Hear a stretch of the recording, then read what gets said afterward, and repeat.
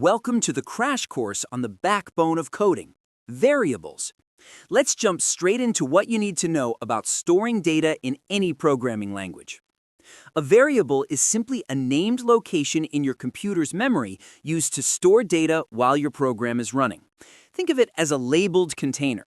The value inside the container can change. That's why it's a variable. Variables are crucial for two reasons. One, data storage. They hold everything from user input to calculated results. Two, data reuse. Once you store a value, you can access and reuse it countless times, making your code efficient.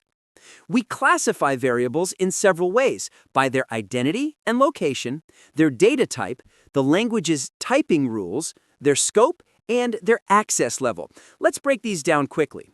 First, identity. Variables can change values. Constants cannot. Second, location. Instance variables are defined inside a class and hold object state. Local variables are defined inside a method and only exist while that method runs. For changeability, number is a variable, but year is a constant that never changes. Data types separate variables into two camps. Primitive types hold the raw data directly, like a single number. Reference types hold the memory address that points to where the actual, often complex data is stored. Primitive types include simple values like integer, float, and character. Reference types are more complex structures like arrays, strings, and custom-made objects. This depends on the language.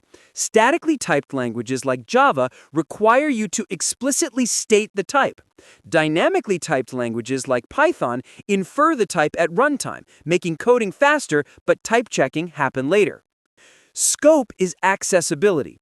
Global variables are accessible from anywhere in the program. Local variables are only accessible within the specific code block where they were defined. In object-oriented programming, access modifiers control visibility. Public is accessible everywhere. Private is accessible only within the current class. Protected is accessible within the current class and by any classes that inherit from it. In a parent-child class setup, status, which is public, is open to all. Relation, which is private, is hidden inside the parent. Family code, which is protected, is visible to the parent and the child, but not outside objects. And finally, pointers. This is a special variable that doesn't hold data, it holds the memory location of another variable. They give you powerful low-level memory control in languages like C, C++.